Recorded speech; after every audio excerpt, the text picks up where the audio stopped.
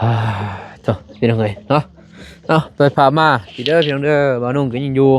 บ้านใหม่เป็นยังไงเนาะพฤติกรรมที่มืดฝนตกเป็นยังไงเบิ่งพุ่น เปียกหมดบ่แล้วซ้ำนี่โอ้ยย่อเสาสเลง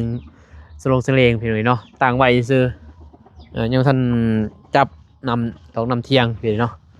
แนวเสาเรือนครัวหรือว่าพี่น้องเนาะเปิดมือกับกราบทักทาย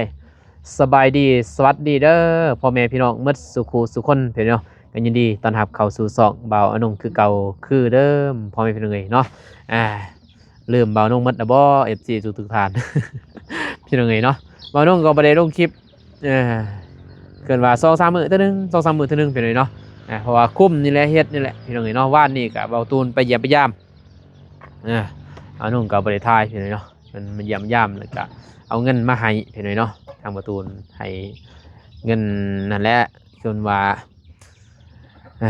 ร่วมเฮ็ดบุญพี่น้องเนาะเกินว่าเพิ่นกำลังเฮ็ดศาลาหุงธรรมพี่น้องเนาะอยู่บ้านจุฬาเมืองผาแตงแข้งเสกองเด้อพี่น้องเด้อถ้าว่าผู้ใดอยากเฮ็ดบุญเฮ็ดศีลพี่น้องอยากร่วมบุญนำก็บ่าวนุ่งเป็นสะพานบุญให้ได้เด้อพี่น้องเด้อเพราะว่ามีทั้งผายจานเพิ่นพี่เนาะผากพังทั้งให้บ่าวนุ่งพี่น้องเนาะเป็นชื่อเป็นกระบอกเสียงอีกกระบอกหนึงพี่เนาะให้ทาง FC เพิ่นว่าบางทีมีผู้ใหญ่ใจบุญพี่น้องเนาะมี FC ทางต่างประเทศพี่น้องเนาะอยากเฮ็ดบุญเฮ็ดศีลพี่น้องสร้างวัดสร้างว่าสร้างเกินว่ารวมทำบุญเกินว่าสืบเกินว่าขยายเกินว่าพระพุทธศาสนาเพียเนาะจะเกินว่าบำรุงทางพระพุทธศาสนาเพียเนาะกะเกินกะให้ทางบ่าวนุ่งเป็นสะพานบุญให้พี่น้อยเนาะแจ้งข่าวให้ FC เพิ่นFC บ่าวนุ่งนี่แหละพี่น้อยเนาะพ่อแม่พี่น้อยเนาะให้ถ้าผู้ใดมีจิตใจเนาะศรัทธาอยากร่วมบุญโมบุญนำพี่น้อยเนาะก็ยินดีเด้อพี่น้องเด้อเนาะคนละเล็กละหน่อยก็ได้พี่น้องบ่ได้ว่าเป็น10-20 ล้านบ่ว่าเป็น4-5 ล้านบ่ว่าจะเป็น4-5 แสนบ่ว่าจะเป็น100หรือ200พี่น้องเนาะ10-20 พันกีบก็เอาพี่น้องเนาะรวมแห่งความใจพี่น้องเนาะชาวพุทธศาสนาเฮาพี่น้องเนาะคนเล็กละหน่อยก็ได้พี่น้องเพราะว่าพูดแล้วงานก็จัดขึ้นกับวันที่7 เดือน 3พี่น้องเนาะเพิ่นจัดมือแห่พี่น้องเนาะแห่เกินว่าบุญจะเป็นกฐินจากผาป่าพี่เนาะมื้อนั้นแหละพี่น้องเพิ่นสิจัดก็เลยบ่าวนุ่งก็มาแจ้งให้ FC พี่เนาะถ้าผู้ใดอยากร่วมบุญก็ติดต่อหาทางบ่าวนุ่งได้พี่เนาะแล้วก็บ่าวนุ่งก็สิเป็นสะพานบุญตอนนี้ก็ได้แล้วพี่เนาะมีทั้ง2-3 ทานพี่เนาะทั้งพอเพิ่นอยู่ทางบ่าวตูนผู้หนึงพี่เนาะแล้วก็ทางบ่าวนุ่งนี่มีแม่อยู่เชียงใหม่ผู้หนึงพี่เนาะแล้วก็มีพออยู่ประเทศไทยคือกันพี่เนาะเพิ่นก็ผู้หนึงเป็น3 คนแล้วทางบ่าวนงพี่เนาะก็มีหลายๆอยู่พี่เนาะมีผู้สิอยากร่วมบุญนำพี่เนาะสร้างวัดสร้างว่าแหละพี่น้องเอ้ยอยู่เมืองท่าแตงแห่งสิกองบ้านจุฬาเด้อพี่น้องเด้อเนาะผู้ใดอยากร่วมบุญนำอยากสร้างวัดสร้างว่าก็ผ่านบ่าวนงได้พี่น้องเนาะเป็นสะพานบุญให้พี่น้องเอ้ยเนาะโอเคพี่น้องเนาะบ่าวนุ่งกับพี่ยังอยู่บ้านใหม่พี่น้องโอ้ไก่เมย์พี่น้องเนาะไก่ผูนอนฝนตกพี่เนาะมื้อนี้แต่1 โมงพี่เนาะฝนตกมาแต่1 โมงเที่ยงก็เลยว่าบ่ได้เฮ็ดหยังพี่เนาะย่อดีแต่ย่อขึ้นเรียบร้อยพี่เนาะย่อขึ้นแล้วก็ฝนตกหาน้องหาเบามิกเบาสายมาพี่เนาะแต่เพิ่นกลับก่อนแล้วบ่นุ่งยังว่าสินอนนี่แหละน้องเนาะเบิ่งนี่แหละเบิ่งเล็กเบิ่งลางพี่เนาะเบิ่งปอกเบิ่งโป้นนอนพี่น้องเนาะมื้ออื่นก็ตั้งน้องๆเพิ่นมาอีกพี่น้องเนาะบ่นุ่งก็นอนเผาเฮือนพี่น้องเนาะเผานี่แหละเฮือนใหม่ย่านเล็กย่านลาพี่เนาะพออยู่ใกล้ทางก็เลยว่าบ่ได้ไปไสพี่เนาะทางบ่นุ่งก็ยังอัปเดตอยู่บ้านใหม่ก่อนไปเนาะอย่างนี้แหละบ่นุ่งเองเฮ็ดเองบางทีก็สิหาเบามิกเพิ่นหาเบามิกนี่แหละพี่น้องเนาะพอเบามิกเพิ่นมาแต่ รับจ้างนั่นแหละไปแล้วก็พอดีมาบุญบาทบางทีเพิ่นถ้าเพิ่นบ่ไปอีกเบานุ่งก็สิเพราะว่าไปก็บ่ได้คือเก่าพี่น้องเอ้ยเนาะเบานุ่งอยากให้เพิ่นไปไทยแต่จักสิได้บ่มีเงินนิวซีแลนด์ใบยังถามน้องนุ่งก่อนว่าสิแล่นไปไทยเท่าใดพี่เนาะส่งเพิ่นไปเฮ็ดเวียกอยู่งานไทยอยู่ประเทศไทยเพิ่นเพิ่นสิเฮ็ดได้อยู่บ่ก็สิได้แหละพี่น้อยเนาะเพราะประเทศนี้ติดศีลเฮ็ดจะได้นี่แหละเบานุ่งเทบ้านนี้แม่นเทมื้อซื่นนี่พี่น้อยเนาะเบานุ่งเทตีนใบตีนสร้างขึ้นมาเทไว้แล้วก็เลยคำไว้นี่แหละ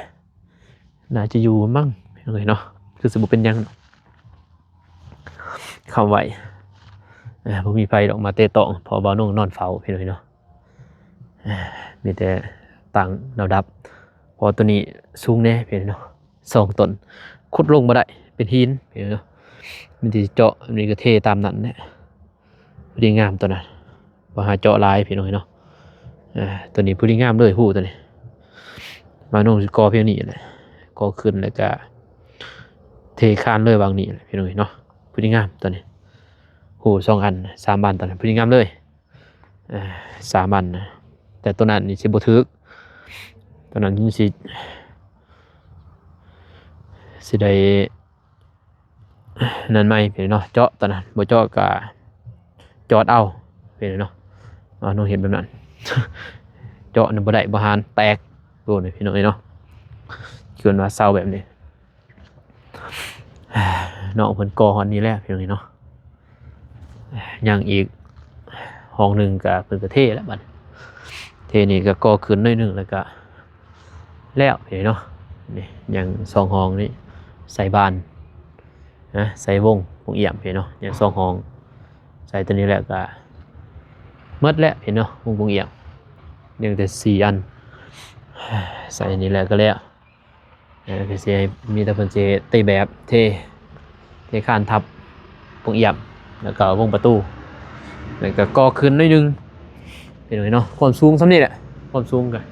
3 เมตร3 เมตร 8 3 เมตร 7พี่เนาะบ่ต้องเฮ็ด3 เมตร 7นี่แหละ3 เมตร 7 3 เมตร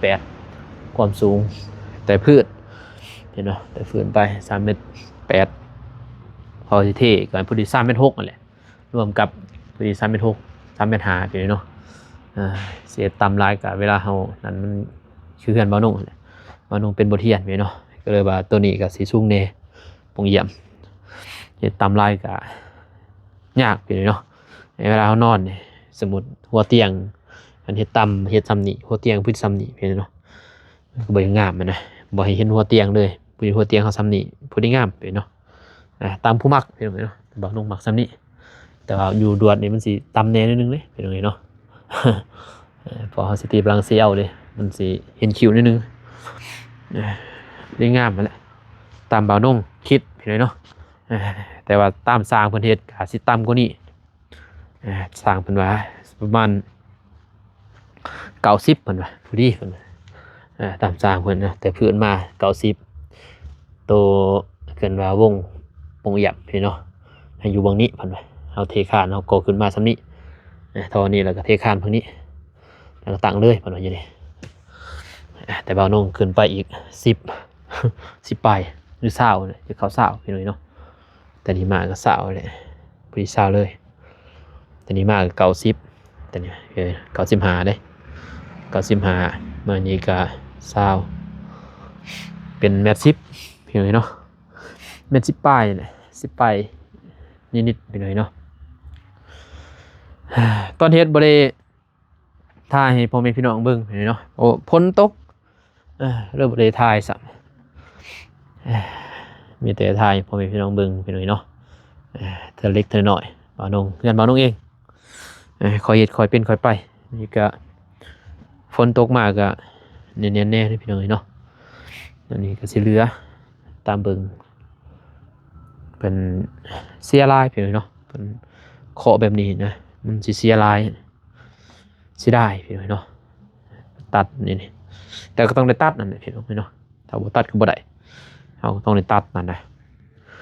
ก็บ่น้อยๆนั่นแหละตัดนั่นนะ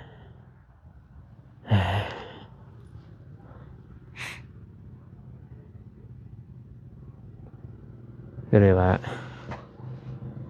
เมืองนี้พี่น้องเนาะน้องพเนตรเมืองนี้สิต่อแล้วเมืองนี้เม็ดหนึ่งมาเลยต่อขึ้นประตูนี่สูงดีพี่น้องเราน้องเฮ็ดแบบสูงเลยโมเฮ็ดต่ำพี่น้องเป็นบทเรียนอยู่เพื่อนบ่าวน้องนี่ เม็ดหาเม็ดหกเองพี่น้องเนาะเพื่อนบ่าวน้องใส่เม็ดหกมันนี่มาเทอีกแล้วก็นั่นอีกเม็ดหายังเหลือเม็ดหาจนถ้าผู้สูงเนี่ยก้มเอ้าพี่น้องเนาะบ่าวน้องเฮ็ด2 เม็ดปลายเลยประตูนี่2 เม็ดประตูนี่ใส่2 เม็ดนี่ทางเข้ามาเซิร์นครัวพี่เนาะเซิร์นครัวนี่4 เม็ดเด้อพี่น้องเนาะความกว้าง4 เม็ดความยาว9.30 เมตรพี่เนาะความยาวความกว้างนี่ดูนะความยาวนี่4 เมตรเห็นเนาะอันนี้ความกว้างตัวนี้ความกว้างนี่9.30 เมตรนี่เลยเนาะความกว้างตัวนี้ความยาวลวงยาวนี่4 เมตร4 เมตรขอบส่วนขอบนอกพี่น้อยเนาะ4 เมตรขอบนอก4 เมตรขอบนอกขอบในนี่3 เมตรปลายถือว่ากว้างเห็นเนาะถึงครัวเพราะว่าสิเฮ็ดบอนนี้บอนหันเสียประตู1เห็นเนาะขึ้นมาแล้วเสียบอนนี้บนดังไฟเห็นเนาะเห็นบนดังไฟแหละผมใส่พื้นพี่เนาะหรือใส่เตาบ่นุ่งใส่ถ่านเอาเลยใส่พื้นนี่มันควันพี่น้อยเนาะมันบ่จำเป็นแต่พื้นนี่ก็หายากคือกันพี่เนาะพื้นรัวนี่เพราะว่าเขตนี้มันก็หมดแหละมีแต่ใส่บ่นุ่งสิใส่เตาเอาแหละสื่อทานใส่เอาพี่เนาะใส่เตาแล้วก็เบอร์นี้สิมีห้องน้ำพี่เนาะบ่าวโนเสียห้องน้ำเบื้องนั้นขอให้มันอันนี้บนนอนก็สิบ่เป็นหยังดอกเพราะเฮาเฮ็ดบ่แม่นสิเฮ็ดใหญ่นะพี่เนาะห้องน้ำเฮ็ดเพียงนี้ซื่อนี่นะก่อมาในนี่พี่เนาะห้องน้ำก่อเข้านะเอาเข้าไปทางนี้พี่เนาะมันก็ใกล้แล้วเฮาก็ย่างเข้ามาทางนี้ซื่อก็ในห้องน้ำนี่ห้องน้ำอาบห้องน้ำทายพี่เนาะอาบทายอาบทายก็ได้พี่เนาะแล้วก็อยู่นอกห้องนึงพี่เนาะอยู่หันห้องนึงเสร็จแล้วก็ปล่อยตรงนี้พี่เนาะห้องน้ำห้องนึงทางนอกเลยว่าเสร็จเบื้องนี้เอาพี่เนาะมันจังประหยัดดินเพราะว่ามีดินตัวนี้เพียงนี้ซื้อเพียงนี้เนาะดินเบาลงซื้อน้ำเมทัลนี่ดินทำนี่ซื้อนะก็เลยว่ายูนิสิปะบอกวางซื้อเลยว่าสิเฮ็ดน้ำเอาเฮ็ดห้องน้ำอยู่เนาะแล้วก็ซัดลงนี้ห้องน้ำอยู่นอกพี่เนาะตัวนี้ถ้าผู้ใดแบบบางนงคือ FC บาร์เลยสิปุกต๊อปพี่เนาะอยู่นี่บางทีทางทีมงานมาสมมติพี่เนาะอนาคตนะว่านั่นตามแผนแต่ว่าบางนงโอ้โหอนาคตดอกพี่น้อยเนาะถ้าว่าอนาคตมีเงินบางนงว่าจะจัดอยู่นี่แหละทำมากระตูบกระต๊อบอยู่นี่พี่น้อยเนาะแล้วก็ปลูกเห็ดโฮมนี่แหละอันนี้มะม่วงนี่แหละมะม่วงตัวนี้ก็สิเป็นเด้พี่น้องพี่กายเป็นเด้อันนี้มีดอกเลยเห็นบ่นั่นดอกมีดอกอันนี้พี่กายนี่เป็นพี่น้องเนาะม่วงใหญ่ตัวนี้ก็นี่สิเก็บไว้ปลาเลยอันนี้สิมันสิปีหน้าสิตอนมันพี่น้องเนาะมันกินมาก่อนปีหน้าสิตอนมันต่ำลงกว่านี้เพราะเขาปลูกเองนี่พี่น้องเนาะมันสิสูงมันบ่คือมะม่วงเฮาซื้อแบบสายฟันที่ขนาดเป็นต่อกิ่งต่องามดูสูงนี่เนาะคือบ่เตียงอยู่หลังบ้านเพิ่นโอ้บ่นงเบิ่งคลิปตาสะอ่อนพี่เนาะบ่นงก็ขึ้นนั่นแหละแต่ว่าเสียดายแต่ดินบ่หลายพี่เนาะเมื่อนั้นก็ดินเข้าหมดอันนี้น้อยเดียวเองนี่เนาะดินเกินว่า20คูณ40พี่เนาะแต่ทางนายังหลายเติบบ่นงบ่ได้เฮ็ดเกินว่าออกไปนอกลายพี่เนาะเอาบ่ฮู้อนาคตนะย่านบางทีเส้นทางหมู่เฮ็ดใหญ่เด้ตอนหน้าไปพูดดีแล้วย่านพี่น้องเห็นในข่าวรถแล่นโอ้ยสัตว์ใส่พี่น้องเนาะในข่าวรถไก่ทางย่านถ้ามีเงินบ่น้องอยากเฮ็ดห้านพี่น้องเนาะตามความฝันบ่น้องเลยถ้ามีเงินอยากเฮ็ดห้านแบบขายปูนขายเหล็กขายนี่แหละพี่น้องเครื่องก่อสร้างเลยนะบ่นุ่งอย่างนั่นบ่นุ่งหมักแบบเครื่องก่อสร้างมันบ่โบนบ่เน่าอะไรพี่น้องเนาะหมักเล็กบางอย่างเนี่ยจะคายแบบนั้นเล็กตะปูพี่น้องอยากให้ทางเมียคายแบบนั้น แล้วก็น้อยๆนึงก็ขายขนมซื้อพี่น้องเนาะเด็กน้อยซื้อนะแต่สิ่งสำคัญบ่น้องอยากลงทุนอยากเฮ็ดห้านเครื่องขายเครื่องก่อสร้างพี่เนาะความฝันน่ะนะถ้าว่าแล้วเฮือนนี้แล้วมาอยู่ในพี่น้องเนาะแต่ว่าโอ้ไม่ได้น้อยเพื่อนนี่ ดับล้านบาทล้านกว่าเพิ่นว่าโอ้ยบ่นุ่งเจ็บหัวเลยคันคิดนั่นน่ะพี่เนาะถ้าคิดได้ตามเพิ่นตามคิดตามเพิ่นว่าแต่บ่นุ่งบ่คิดพี่น้องเนาะมีแต่ว่าเฮ็ดแล้วส่ำใดก็4-5 ปีก็6-7 ปีก็จนดวงตาใหญ่สืบต่อเอาพี่น้องค่อยๆเฮ็ดนั่นแหละเฮ็ดจังได๋เพราะเฮาบ่มีเงินนั่นแหละพี่น้องเนาะเฮาก็คอยเฮ็ดบ่มีเงินคือเขาก็หาจากน้ำเผือกน้ำแรงเฮาเนาะคอยเฮ็ดไปเฮ็ดเล็กน้อยๆส่วนว่าได้ส่ำใดก็เอาส่ำนั้นพี่น้องเนาะเฮ็ดเรือนแต่ว่าเฮ็ดปลาดนลายมันก็โดกใหม่บ่ติเนาะของน้องอยู่บ้านนั้นลูกอ้ายลูกน้องนี่แหละเพิ่นยังโดกนะเพิ่นเฮ็ดไว้แต่ดนเพิ่นเก็บแต่เล็กน้อยพี่น้องเนาะเพิ่นก็สู่ส้นขนาดพี่น้องเอ้ย3-4 ได้มาเพิ่นก็สู่ขนาดได้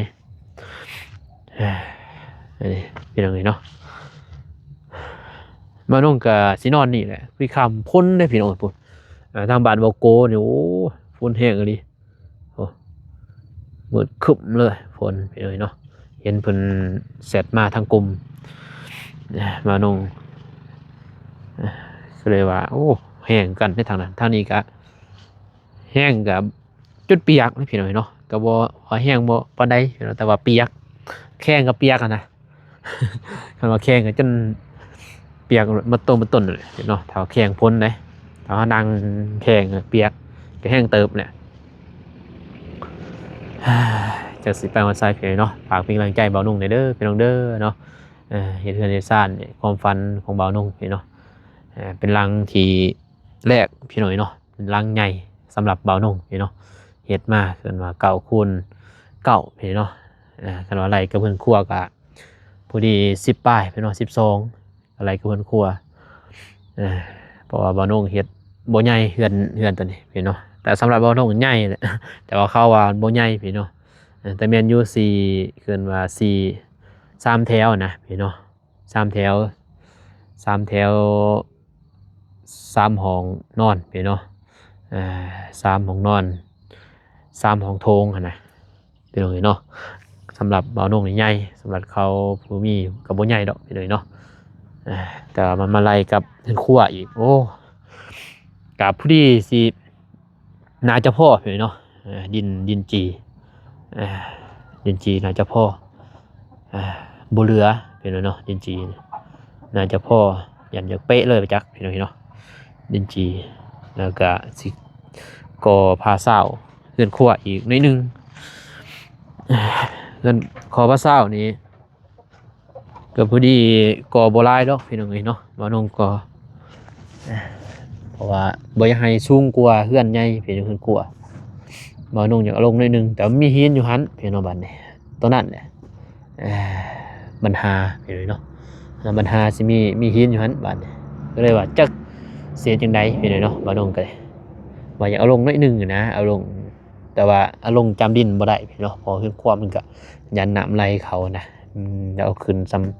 ประมาณ20หรือ30 เซนพี่เนาะแต่ดินนี่แต่หน้าดินพี่เนาะเอาขึ้นนะแต่ว่าก่อนประมาณ20พี่เนาะแล้วก็เทก่อ10 ป้ายแหละ10 ป้ายแต่ดินลงไปแต่ดินแต่หน้าดินขึ้นไป10 ป้ายพี่เนาะพอดีเขาเทก็พอดีงาม30กันว่าก่อขึ้นใส่15เทก็15 เซนพี่เนาะก็พอเลยเทคานจับหมดพี่น้องเนาะก็เลยนั่นแหละว่าโอ้ตัวนั้นมีหินตัวน่ะจะเฮ็ดจังได๋ผ่านนี่พอรถดุดเด้รถเพิ่นดุดก็หมดไปหลายเติบพี่เนาะบ่ลงจากดุดโอเคพี่น้องเนาะว่าสิ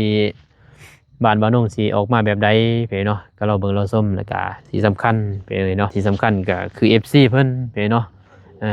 ก็ให้กำลังใจบ่าวนงในเด้อพี่น้องเด้อช่วงนี้ไปเนาะบ่าวนงก็คือเห็นนั่นแหละFC เพิ่นว่าคือบ่เห็นไปถ่ายของถ่ายคลิปเนาะแล้วก็บ่เห็นลงคลิปเพิ่นว่าเนาะบ่าวนงก็อุกนํเนาะนำบ่มิกนำแน่ไปเนาะแล้วก็ครอบครัวนำแน่หลายอย่างตอนนี้แบบมีหยังก็เรื่องเข้ามาทางบ่าวนงโอ้ไปเลยเนาะจนบ่าวนงอยากท้อเลยเนาะกับชีวิตนี่แหละบัดนี้เฮามาเฮ็ดเฮือนเนี่ยมันเงินก็หมดนำแน่ในบัดนี้มันก็บ่มีเงินเฮาสิซอยทางใดก็บ่เป็นเนาะสิซอยทางน้องนุ่งสิซอยทางพ่อแม่ก็บ่ได้บัดนี้มันบ่มีหยังเด้บัดนี้มันหมดเลยเนาะหมดนำเฮือนนี่เฮาเฮ็ดเฮือนก็ผู้ใดเฮ็ดก็สิฮู้เนาะว่าหมดส่ำใดหั่นน่ะแต่ว่าคันว่าคือเฮ็ดใช่ป่ะเนาะก็ย้อนเฮาก็อยากมีคือหมู่นี่แหละพี่เนาะจังได้เฮือนคือหมู่เฮือนจบเฮือนงามคือหมู่พี่เนาะความฝันหลายๆคนก็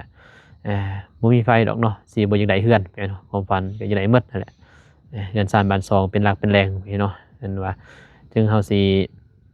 บ่มีเงินใช้เกินว่าเฮามีเฮือนอยู่ยังแค่แน่เลยพี่เนาะบ่อนอยู่บ่อนเช้าพี่เนาะมันพอมีบ่อนอุ่นนอนอุ่นเกินว่าก็ยังแค่แน่พี่เนาะก็เลยว่าบ่าวนงคิดหลายย้อนคนอื่นหรือว่าแบบครอบครัวนี่แหละบ่เป็นคนอื่นดอกพี่เนาะ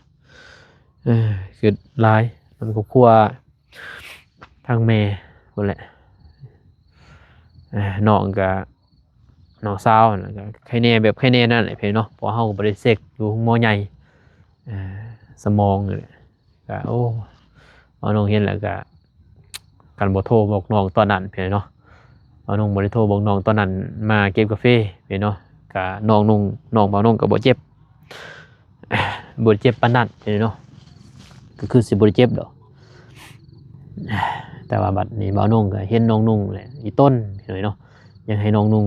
ได้เงินได้ค่ำแล้วก็ให้เพิ่นมาเก็บกาแฟพี่เนาะก็เลยว่าเกิดเหตุนั่นแหละรถปีนนั่นแหละรถตอกปีนพี่เนาะเรียนให้สมองนี่มันยากดีพี่น้อยเนาะน้องเฮ็ดเวียกเฮ็ดงานบ่ได้บัดนี้คนเฮ็ดเวียกเฮ็ดงานก็บ่มีเด้บ่มีก็ต้องได้ถ่ายคลิปหาเงินหาค่ำเกินว่าถ่ายคลิปก็คือเห็นพี่เนาะวิวก็บ่ได้มันบ่มีบ่ได้เงินนั่นน่ะจักสิหาแนวใดบัดนี้บ่าวนุ่งก็อยากให้น้องเห็นเขาไปไทยอยากเฮ็ดให้น้องไปไทยพี่เนาะได้เดือนหนึ่งเดือนละ10,000 20,000ก็ยังแค่แน่นะพอได้ส่งมาพี่เนาะใส่นี่แหละมันไม่น้อยแต่จำเป็นแหละถ้าว่ามันจังไดก็ถ้าว่าบ่มีทางออกพี่เนาะบ่าวนุ่งก็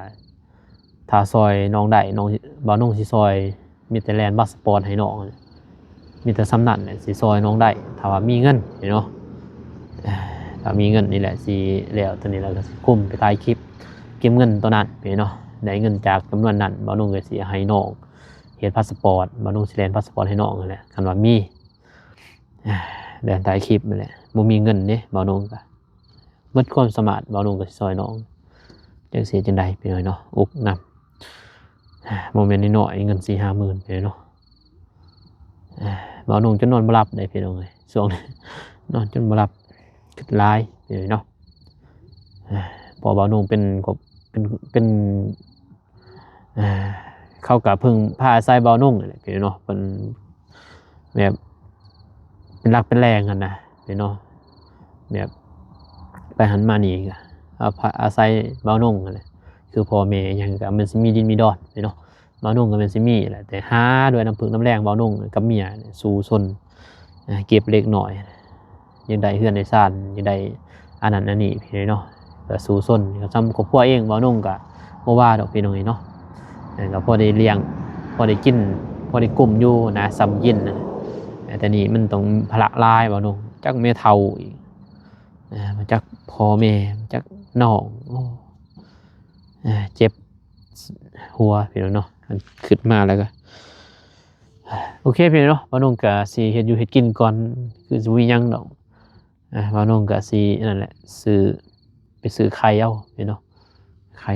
มากินหมกซื้อมีก็แล้วไปพี่เนาะ กินพอมันแล้วมือแล้ววันพี่เนาะแล้วก็มืออื่นจังว่ากันใหม่พี่เนาะคลิปนี้บ่าวนุ่งกะสิจบคลิปเพียงเท่านี้ก่อนพอแม่พี่น้องเนาะกะขอบใจทั้งพ่อแม่ FC ทุกท่านเนาะที่เข้ามาติดตามรับชมพี่เนาะให้กำลังใจบ่าวนุ่งตลอดมาแล้วก็เป็นห่วงเป็นใยเนาะถามกับถามข่าวทางบ่าวนุ่งพี่เนาะก็ขอบใจหลายเด้อพ่อแม่เด้อเนาะทางป้าลุงเอาฝั่งลาวฝั่งไทยพี่เนาะอยู่ต่างประเทศสหรัฐอเมริกากะเนาะอยู่เยอรมันพี่เนาะก็ขอบใจหลายที่ยังเบิ่งยังส้มสองบ่าวนุ่งพี่เนาะบ่ทิมบ่ปะก็ขอให้บ่าวนุ่งก็สิอวยพรให้ทั้งผู้ใหญ่ใจบุญ FC ทุกท่านเนาะที่เข้ามาเบิ่งมาส้มขอให้อยู่ดีมีแรงหมดสุขสุขคนเด้อพี่น้องเด้อเนาะปรารถนาสิ่งใดขอให้ได้สิ่งนั้นดังสมปรารถนาเนาะให้ได้เงินหมื่นให้ได้เงินแสนแบนมือมาให้ได้แก้วไม่โทษหายอย่าได้มาเบียดเบียนเสียดขึ้นได้อย่าได้มาไก่เด้อทั้งพ่อทั้งแม่ทั้งป้าลุงเอาเมื่อสุขสุขคนพร้อมครอบครัวสาธุพี่น้องเอ้ยเนาะเอาคลิปนี้บ่าวนุ่งก็ขอจบเพียงเท่านี้ก่อนพอไม่เพียงเลยเนาะพอกันใหม่คลิปหน้าคลิปนี้ขอกล่าวคำว่าสบายดีเด้อพี่น้องเด้อไปบ๊ายบายพี่น้องเอ้ย